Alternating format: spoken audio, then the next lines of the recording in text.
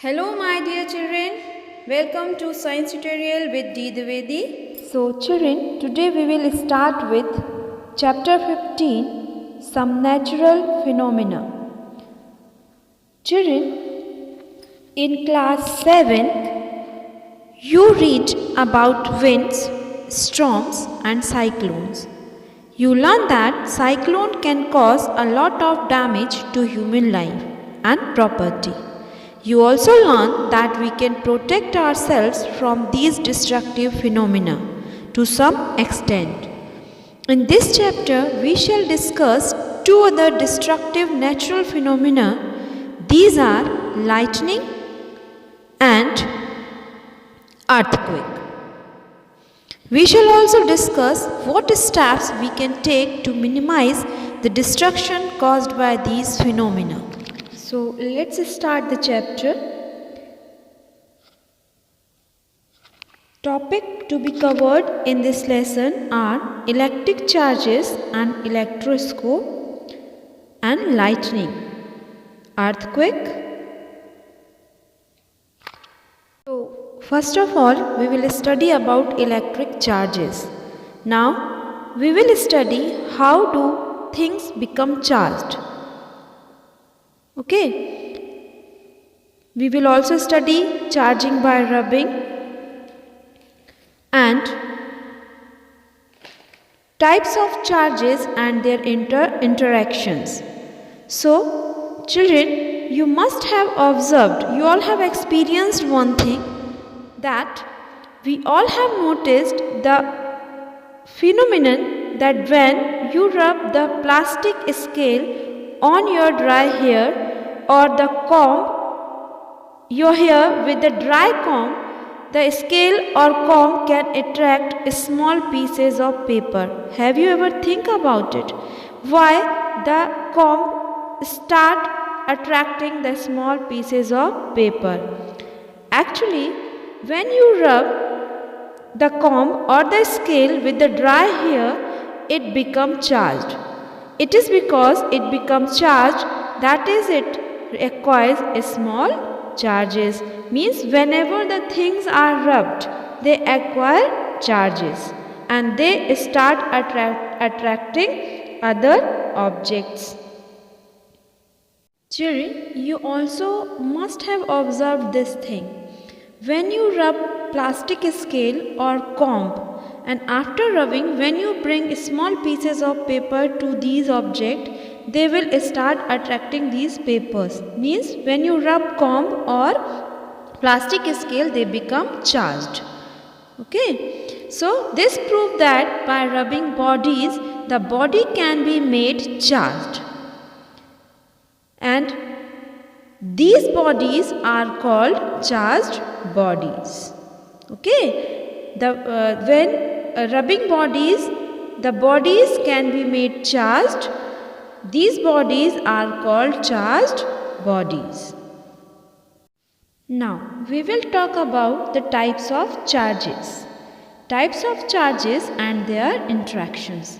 So children, whenever the things are rubbed, they acquire two types of charges. The first is positive charge and the second is negative charge. The positive charge is represented by a plus sign and the negative charge is represented by a minus sign. So children, as you have observed that things are rubbed, they acquire charges. So one question must be striking your mind, that what kind of charges are acquired by the object, whether it is positive or negative. To understand this, we will focus on some activities. So let's perform some activities which help us to understand that there are different types of charges occurred when things are rubbed. First activity 15.3. Take two inflated balloons. Hang them in such a way that they do not touch each other. You can see in figure 15.1. Rub both the balloons with the woolen clothes and release them, what would you observe? Children, you will observe that when you rub both the balloon with the woolen clothes and when you release them, they will start moving away from each other. Before rubbing, they were hanging with each other, but they were not touching, okay, without touching each other. But after rubbing, they start moving away from each other. Children, do you know why it happened? Why after rubbing, the balloons start moving away from each other? Actually, this shows that they acquire same charges. That is the reason they move away from each other. Children, you all have studied in your previous classes that when two things having same charges are brought to each other, they repel each other. Same charges repel each other. Now children, let us repeat this activity with the used pen and refills. In a previous activity, we have learned that the same charges repel each other. Now, in the second activity, take a refill of a pen and rub it with the polythene. Then, place it in a tumbler, using it as a stand. As you can see in the diagram also, here you can see children, there is a tumbler. In the tumbler we have kept a refill which is already rubbed with the polythene. Now take another tumbler and take another refill. Rub it and keep it in a tumbler.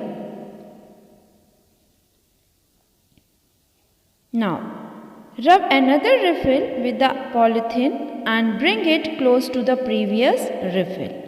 Here this is a tumbler, this is a refill which you have rubbed previously, and then take another refill which is rubbed with the polythene. When you bring both the refills closer to each other, you will see that they start repelling each other. They start moving away from each other, as you have seen in the previous activity also, that the balloons which are rubbed with the woolen cloth, they start repelling each other.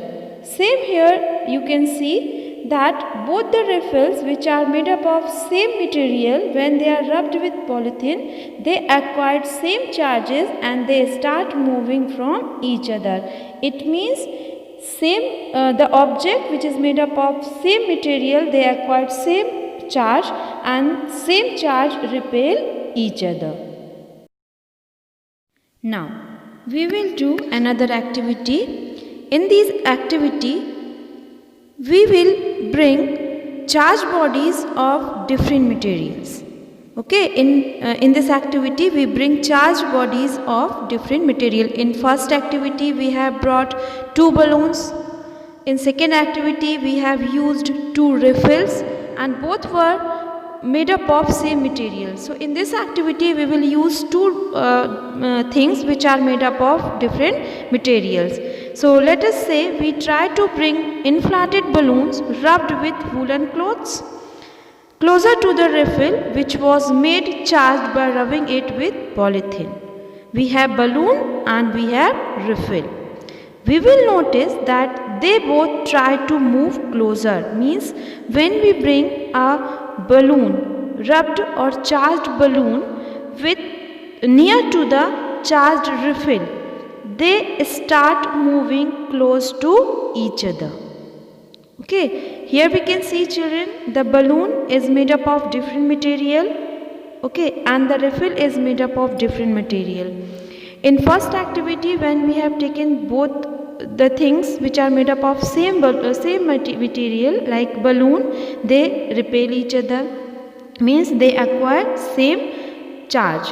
But when we have taken 2 things made up of different material, they acquire different charges, and when we bring both the things closer to each other, they move close to each other. When we bring both the things close, they start moving close to each other, means they start attracting each other. Okay, it means when two things acquire different charges, they attract each other.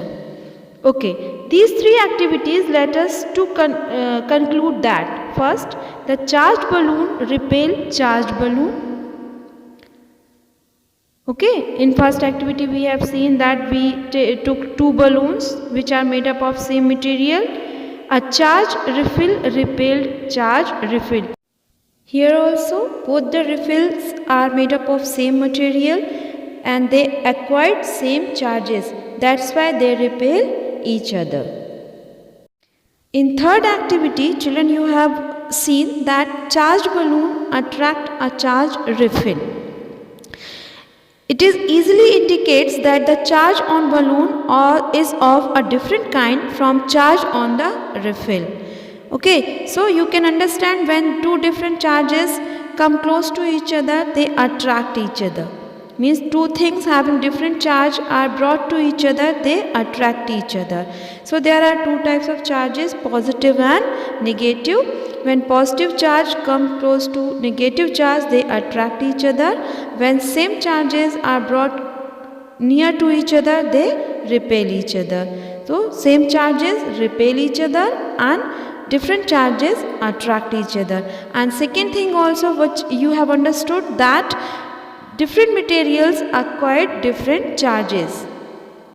So children, after doing all these activities, we conclude that charges are of two types, positive and negative. So we understood that, you have already understood that after rubbing things acquire charges.